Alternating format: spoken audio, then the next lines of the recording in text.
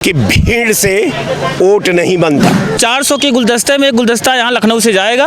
Party लोकतंत्र के आत्मा पर बुलडोजर चला करके रखी है। हुए हैं कि नहीं? समय की बात होती है। छत्तीसगढ़ में हुए कि नहीं, बिहार में हुए कि नहीं, तमिलनाडु में हुए कि नहीं। अगर 300 प्लस हो जाएगी तो मैं राजनीति छोड़ दूंगा। अगर 300 प्लस नहीं होगी तो आप इस शोंगा को रख दीजिएगा। मैं बीजेपी बोलना बंद कर दिए 400 बार। तभी बिना स्कूल के पढ़े आप नहीं पहुंच गए। आप डकैती करने से कांग्रेस। लोकसभा चुनाव का संगनाक हो चुका है। अगर बात करें तो छठे चरण का चुनाव 20 मई को होना है। एक तरह देखा जाए जिस तरीके से कल राजनाथ सिंह ने अपना नामांकन दाखिल किया है, उनके साथ हजारों का हुजूम नजर आया। उसी के साथ साथ बीएसपी की बात करें तो अपना नामांकन करने गए स्वयं अकेले वो, और उनके साथ भीड़ का काफिला ना के बराबर नजर आया। यहाँ पर जनता जनार्दन है हमारे साथ। जनता से हम जानेंगे कि क्या मत का सिलसिला है, लखनऊ की जनता क्या चाह रही है, किस तरीके से लखनऊ की जनता 20 मई को आगे आती है और मतदान करती है। कल 20 मई को लखनऊ में चुनाव होना है। कल राजनाथ सिंह एक माना जाना चेहरा जिन्होंने अपना नामांकन दाखिल किया है, उनके साथ हजारों संख्या में जन समर्थक रहे और यहाँ से लेकर कार्यालय से लेकर कलेक्ट्रेट तक पहुँचे। किस तरीके से देख रहे हैं, क्योंकि एक बड़ा चेहरा बीजेपी का है, विरोधी कहीं सामने नज़र नहीं आ रहे। विरोधी वो बड़ा चेहरा सरकार के लिबास में है। वो बड़ा चेहरा भारत सरकार का रक्षा मिनिस्टर रहा है। वो बड़ा चेहरा उत्तर प्रदेश सरकार में है। किसी का किसी से कंपैरिजन का पहले आधार का निर्धारण करिए और इसके बाद दोनों पैरे का जब आप कंपैरिजन करेंगे तो आपका जो आंख पर दर्पण है वो साफ सही दिशा में वो पारा टच करने लगेगा कि ये व्यक्ति किस सोच का है, ये व्यक्ति का व्यक्तित्व क्या है, इस व्यक्ति का त्याग क्या है, इस व्यक्ति का तपस्या क्या है, इस व्यक्ति का भारत के भविष्य के निर्माण में क्या भूमिका हो सकती है। तो कहने का मेरा मतलब कि किसी का भीड़ से अगर जनमत होती तो भीड़ तो हमारे कांग्रेस के पास बहुत थी, लेकिन वो वोट में कन्वर्ट नहीं हो पाई। नहीं तो यहाँ पर हम आपकी बात काटते हुए कहेंगे कि पिछले दो बार वो सीट पे बने रहे हैं और कहीं ना कहीं जो एक हुजूम रहा, खुद उत्तर प्रदेश के मुख्यमंत्री योगी आदित्यनाथ और उत्तराखंड के मुख्यमंत्री पुष्कर सिंह धामी साथ में मौजूद रहे और जितने बड़े चेहरे थे वो साथ में उनके साथ रहे और 2 बार लगातार पांव जमाए हुए हैं वो। तो उनको कैसे हल्के आप मान रहे हैं? मैं हल्का नहीं बताया, मैंने हल्का का जिक्र नहीं किया। मैं उनके व्यक्तित्व पर, उनके क्षमता पर सवाल नहीं खड़ा किया। मैंने आपका जो दलील है, आपका जो क्वेश्चन है, आप जो हमसे चाहते हैं, इसके संदर्भ में मैं इतना जरूर कहूंगा कि वो भीड़ सरकार की थी। 4000 फोर्स खड़ी थी। 4000 आदमी को बुलाने में लाखों रुपया खर्च होते हैं, लेकिन फोर्स को बुलाने में 1 रुपया नहीं खर्च होता है और 4000 फोर्सें थी। तो अब आप कैसे उसका मूल्यांकन करेंगे? अब मान लीजिए 4000 फोर्स हो गई, आज 4000 लोग हो गए तो 10,000 हो गए, तो 10,000 इस सड़क पर चलेंगे तो लगेगा कि 50,000 लोग हैं। अब उसके पास अगर 4000 लोग हैं तो देखिए, खाकी वर्दी का, सफेद कपड़ा का अगर 100 आदमी इस रास्ते से चलते हैं तो लगते हैं कि 500 लोग हैं। तो कहने का मेरा मतलब कि आप सरकार के आभा से सामान्य आदमी के व्यक्तित्व का अगर कंपैरिजन करते हैं तो मैं समझता हूं कि अन्याय के सिवाय कुछ और हो नहीं सकती। रह गया सवाल जनमत संग्रह का, तो अभी तो जनमत अभी तो शुरू हुआ है। अभी तो मान लीजिए इनका पर्चा दाखिला हुआ है, जरा दूसरे का भी पर्चा दाखिला हो जाने दीजिए और इसके बाद आप कंपैरिजन कर लीजिएगा। भाजपा का जो कैंडिडेट है, भाजपा का कैंडिडेट का जो कैंडिडेट को भाजपा ने परसू किया है, भाजपा ने जो बगैर एनालिसिस का, बगैर प्लानिंग का जो कैंडिडेट का चयन किया है, राजनाथ जी हमारे बड़े नेता हैं।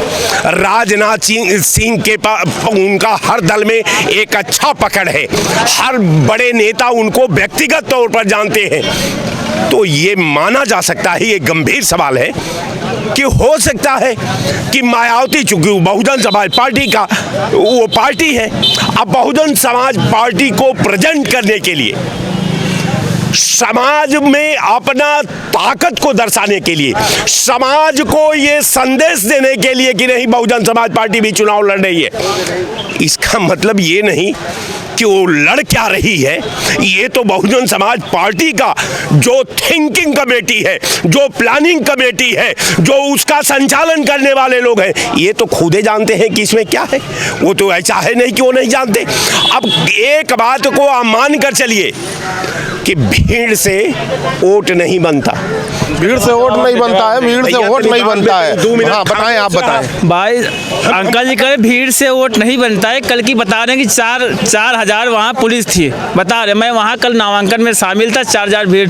एक सुरक्षा, मुख्यमंत्री की जो सुरक्षा होती है, रक्षा मंत्री थे, आप जान सुरक्षा की दृष्टि से जो फोर्स थी होनी चाहिए, लेकिन 4,000 फोर्स की अनावश्यक रूप से तरीके से आरोप प्रत्यारोप न लगाएं।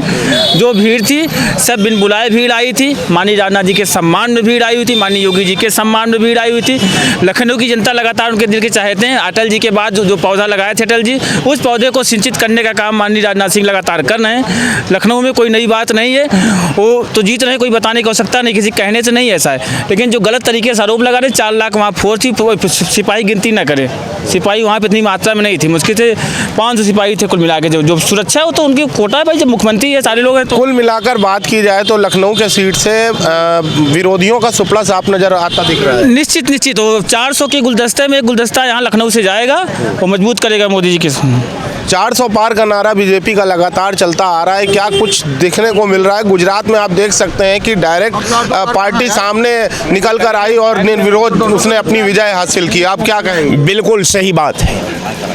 जब ये सरकार से जब बाहर जिस दिन हो जाएंगे तो हम देखेंगे कि इनके पार्टी का जो है निर्विरोध कैंडिडेट चुनकर आ जाते हैं। ये पार्टी विधा को, ये पार्टी संविधान को, ये पार्टी जनतंत्र को, ये पार्टी लोकतंत्र के आत्मा पर बुलडोजर चला करके रखी है। और ये जो भी रिजल्ट आ रहा है, ये संविधान का खात्मा का रिजल्ट है, ये अशुभ का भारत के लिए संकेत है। तो मैं साफ साफ कह दूं कि सरकार जानी है 400 पार का परिभाषा ही जो लोग नहीं जानते कि पार मने होता क्या है। पार मने बाहर, अब बाहर 143 सीट है, 143 सीट है।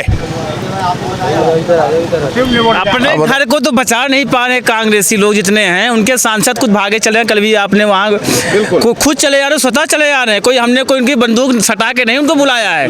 कल अपना पर्चा खुद रद्द करा के आ रहे हैं, तो पहले अपने घर को बचाए, उसके बाद बात करेंगे। लगातार अगर ये बात जो इन्होंने बोली है, लगातार समाजवादी पार्टी या कांग्रेस, बड़े बड़े दिग्गज नेताओं ने, उनके बड़े दिग्गज नेताओं ने भाजपा में खुद शामिल हुए हैं और लगातार जुड़ने का काम कर रहे हैं। इसको लेकर आप क्या कहें? ये बताइए कि भारतीय जनता पार्टी के बड़े नेता कांग्रेस में शामिल हुए हैं कि नहीं हुए हैं? हुए हैं कि नहीं? समय की बात होती है। छत्तीसगढ़ में हुए कि नहीं, बिहार में हुए कि नहीं, तमिलनाडु में हुए कि नहीं, राजस्थान और मध्य प्रदेश में हुए कि नहीं? आप उस संख्या देख लीजिए, संख्या लगातार बढ़ती जा रही है भारतीय जनता पार्टी में। संख्या बल पर मैं बात, संख्या 400 पार संख्या के ऊपर ही निर्धारित करता है वोटिंग बैंक। एक बात है भाई साहब, इतने आपके डिबेट पर मैं कह रहा हूं, अगर 300 प्लस हो जाएगी तो मैं राजनीति छोड़ दूंगा। अगर 300 प्लस नहीं होगी तो आप इस शोंगा को रख दीजिएगा। मैं आपके चैनल पर दावे के साथ कह रहा हूं। क्या कहना है? 143 से 300 बहुमत हमको दे दी। अभी आपके सामने, अभी 400 में 143 सीट दे रहे थे, अभी 300 दे दिए। देखिए आपके सामने। अरे रुक जाइए, पर जवाब लीजिए। इसके बाद इन्होंने जो जवाब दिया है, अभी इसके बड़े बड़े RPN सिंह, बड़े बड़े माधवराज सिंधिया, इतने बड़े बड़े वो छोटे नेता जिसकी बात करें, कांग्रेस के जो बड़े बड़े नेता आए हैं, वो भी CDI जैसे सुरक्षा से आए। बताइए आप। 400 पार तो वही बोलना बंद कर दिया, आप क्यों बोल रहे हैं? बीजेपी भी बोलना बंद कर दिए 400 पार। बिल्कुल। और अगर 400 पार है तो आप इस तरीके से क्यों ले रहे हैं सब लोगों को गुजरात में और महाराष्ट्र में? अरे लड़के लड़िए ना, अगर आपका 56 इंच का सीना है तो। आपने शिक्षा में क्या काम किया ये बता दिए, स्वास्थ्य में काम किया 527 खाद्य पदार्थ में एथिनिल ऑक्साइड पाया गया है जो कैंसर पैदा करता है। MDH मसाला और एवरेस्ट मसाला में आप ही लोगों ने दिया था और सिंगापुर और बैंकॉक ने बंद कर दिया 1 लाख। हम लोग को जहर खिला रहे हो आप 10 प्रदूषित शहर में 9 इंडिया का है, उससे हमारी 9 साल ज़िंदगी कम हो रही है लखनऊ वासियों की। इस पर बात नहीं होगा। आप ये बताइए, कि एजुकेशनल उसमें जाइए आप, 3 करोड़ प्लस लड़के निकल रहे हैं बच्चे और हमारे पास सीट है 40 लाख। 2 करोड़ 70 लाख बच्चे कहाँ जाएंगे? 8 साल में 80 पेपर लीक हो जा रहा है। बलात्कारियों को आपको लेना पड़ रहा है। अगर आप 400 पार हैं तो प्रज्वल खन्ना जिसके 23,000 वीडियो वायरल हो रहे हैं सारी औरतों के साथ जो भाग गया, उसको आप क्यों लिए? उसके लिए क्यों बोल रहे हैं आप? तो सब मिलाकर पूरे भारत को छोड़िए, पूरे विश्व में मोदी का डंका क्यों बज रहा है जब इतनी दिक्कतें हैं? डंका बहुत बज रहा है, क्योंकि डंका इसलिए बज रहा है कि 243 हमारे फार्मा कंपनी है जिसमें 77 फार्मा कंपनी बैन हो गई है। अमेरिका ने कहा है उसमें पाए जाने वाले में सिरप में 14 लोग बच्चे की मौत हो गई है, तो सिरप फिर प्रधानमंत्री ने बैन किया है। तो कहाँ डंका बज रही है भैया? और डंका इसलिए बज रहा है क्योंकि हमारा पैसा बांग्लादेश से भी छोटा हो गया। एशिया की टॉप 10 करेंसी में से हम बाहर हो गए। हमारे पास खुद का हवाई जहाज़ नहीं चलने के लिए, इस बात पे डंका बज रहा है। हमारी एजुकेशन स्तर सबसे नीचे जा रही है हर देशों में, पाकिस्तान से भी नीचे हमारी एजुकेशन स्तर जा रही है। वो जो पहले के लोग पढ़े हुए थे जो नासा और इसरो में चले गए हैं वो चले गए हैं। आज की जनरेशन क्या करेगी? आगे चल के पकौड़ा ही तलेगी। इस चीज़ में डंका बज रहा है। हमको और आपको देखिए फ्री टाइम में आके बैठ के हम लोग डिबेट कर रहे हैं, इस चीज़ का डंका बज रहा है। अनभक्तों की नज़र में तो डंका बजता ही रहेगा, वो आजीवन बजता रहेगा। 75 साल की उम्र में आदमी जो 5 साल अपने लिए मांगे और 21 साल की उम्र में जो भर्ती और 25 साल की उम्र में रिटायर हो जाए उससे पूछिए उसके लिए डंका बज रहा है कि नहीं बज रहा है? नहीं, ये बातें मैं आपकी मानूं 1 सेकंड के लिए, लेकिन कहीं ना कहीं जो देखा जाए इतना बड़ा मत बीजेपी के हक में आ रहा है। आज आप ये बात बोल रहे हो, गिनती में कुछ लोग हैं जो कहीं ना कहीं विरोधी बात कर रहे हैं, लेकिन अगर बात की जाए तो लगातार कहीं पर भी बात की जा रही है तो उसमें कहीं ना कहीं सामने नजर आके आ रहा है कि बीजेपी को ही लोग पसंद कर रहे हैं। ऐसा क्यों है? उसका सबसे बड़ा मसला जो था राम मंदिर जो मुद्दा अब पूरी तरह से खत्म। ये गलत किया गया? नहीं, गलत कहाँ से हुआ मेरे भाई? देखो, जो आस्था है, आस्था तो होनी चाहिए। हमारी भी आस्था है, आपकी भी आस्था है और आस्था दिल में होती है। अब जहाँ पे भगवान राम की स्थापना हुई है वहाँ से जो रामलला जहाँ विराजमान थे वहाँ से दूरी पे हुई है। तो ये तो हमारे लिए गर्व की बात है ना। सुन तो लीजिए, गर्व की बात है। सिर्फ पूरा हिंदुस्तान अयोध्या नहीं है ना कि वहाँ के लोगों को ही रोजगार मिलेगा, बाकी पूरे हिंदुस्तान का क्या होगा? आज अयोध्या पहुँचा है, धीमे धीमे पहुँचेगा, मौका समय मिलना चाहिए। कहाँ पहुँचेगा? वो तो कहते हैं क्या अयोध्या भी बाकी है, मथुरा काशी बाकी है, ऐसे करके कुछ नारा है। क्या कहना चाहेंगे आप? इस पे हम कहना चाहेंगे जैसे अयोध्या हमारा काशी बन गया, अभी हमारी वृंदावन बाकी, मतलब मथुरा बाकी है। मथुरा का निर्माण होना है, वहाँ भी भव्य मंदिर बनेगा। किस भगवान का भव्य मंदिर? हमारे ब्रजेश पाठक जी में बयान रहा, निश्चित वहाँ मंदिर बनेगा। वो हमारे आस्था का प्रतीक है, धर्म से जुड़ा हुआ मैटर, उसको बनना भी चाहिए। आज अगर अयोध्या में मंदिर बना तो अयोध्या में विकास भी हो रहा है। जिस स्तर का एयरपोर्ट, वहाँ जो व्यापी सुविधाएं आपको दिख रही, पूरे देश से नहीं विदेश से लोग वहाँ आ रहे हैं, तो डेवलप नहीं हो रहा अयोध्या का? अयोध्या के नाते पूरे प्रदेश का विकास हो रहा है कहीं ना कहीं। भाई कुछ ना कुछ भाई आप लोग साधन से उससे आ रहे हैं, ट्रेन से आ रहे हैं, फ्लाइट से आ रहे हैं, तो लाभ तो हो रहा है ना उसका। अगर मंदिर नहीं बना होता तो लाभ इतना कहाँ पहुँचता था? पहले लोग इतनी संख्या में आते थे, जिस संख्या में लोग 4 लाख 5 लाख पर डे आ रहे हैं। तो वही हाल अगर वृंदावन सज जाएगा जिस दिन, तो वहाँ भी तो वही हाल होगा। तो हम इससे भी बढ़िया डेवलप करें, लोगों को रोजगार का अवसर मिल रहा है, बढ़िया फूल मालाएं की दुकानें सजी, बढ़िया होटल चल रहे हैं, 5 स्टार होटल चालू हो गए ना, जितना पहले 5 स्टार पहले कहाँ चलता था। तो जो चीज़ें उससे डेवलप होगा, ऐसा नहीं जो भी अच्छी चीज़ें अगर आप करेंगे धर्म से ही डेवलप होता, विकास होता है। ऐसा नहीं कि सब चीज़ें कि चलिए ठीक है आप स्कूल कॉलेज से ही होगा। स्कूल तो हमारा शिक्षा का केंद्र है, शिक्षा बहुत आवश्यक है। कितने स्कूल खुले हैं केंद्र में? 10 साल केंद्र में बहुत सारे स्कूल खुले हैं। हम शिक्षा व्यवस्था को सुधारने का प्रयास किए। बहुत सारे का नाम बताओ। बहुत सारी IT सेक्टर में। अरे रुको, बता रहे हैं ना, सुन लो। होता है ITI थोड़ी ना। हाँ, तो पहले इसको स्कूल खुलेगा तभी बिना स्कूल के पढ़े आप नहीं पहुंच गए। आप डकैती करने से कांग्रेस क्या कहना आप खुल के बताएं। 10 साल में सिर्फ नाम बदला है। केंद्र विद्यालय का सिर्फ PM केंद्र विद्यालय हुआ है, एक केंद्र विद्यालय नया नहीं खुला है इन 10 सालों में, कोई भी एक सेंट्रल स्कूल नहीं खुला है। उल्टा पूरे भारतवर्ष में 60,000 स्कूल राज्य आपके हिसाब से पिछले 10 साल में कोई भी कार्य नहीं किया गया है? आप बता दीजिए कार्य, इनसे कार्य गिनवा दीजिए ना, शिक्षा स्वास्थ्य और रोजगार पे काम गिनवा दीजिए इनसे। चलिए, आप हैं हमारे साथ, एक और यहाँ पर जनता है जो साथ में जुड़ी हुई है, उनसे बात करेंगे क्या इनका मत है। किस तरीके से सुना आपने लगातार जो डिबेट यहाँ पे चल रही है, पक्ष विरोधी दोनों की बातें चल रही हैं, आपका क्या मानना है? हम तो शी जिनपिंग को वोट करेंगे। अच्छा, और इंडिया से बाहर जाएंगे आप? शी जिनपिंग को वोट करेंगे ना भाई। आप मोदी तो कहता है 56 इंच का सीना, मेरी लाल आँखें, 56 इंच का सीना है, मैं घर में घुस के मारता हूँ। घर में घुस के मारा पाकिस्तान को उसने, मगर 4 दिन में ही सतपाल मलिक ने उसको सब खुलासा कर दिया कि हकीकत क्या है इसके सारे पीछे खेल की। मगर एक बात है, शी जिनपिंग वाकई मर्द का बच्चा है, 56 इंच का सीना है, लाल आँखें दिखा सकता है वो, और देश के किसी भी देश के बॉर्डर में घुस के वहाँ का एक अरुणाचल प्रदेश उसको अपने कब्जे में कर सकता है। अरुणाचल प्रदेश का नाम बदल सकता है, नदियों नालों सड़कों का नाम बदल सकता है, शहरों के नाम बदल सकता है। वो है मर्द का बच्चा शी जिनपिंग। तो मैं तो 2024 में शी जिनपिंग को वोट करूंगा। आपको किसको करना है ये समझ लीजिए, मैं शी जिनपिंग को वोट करूंगा। अरुणाचल प्रदेश वो तो अब आगे आना चाहिए ना।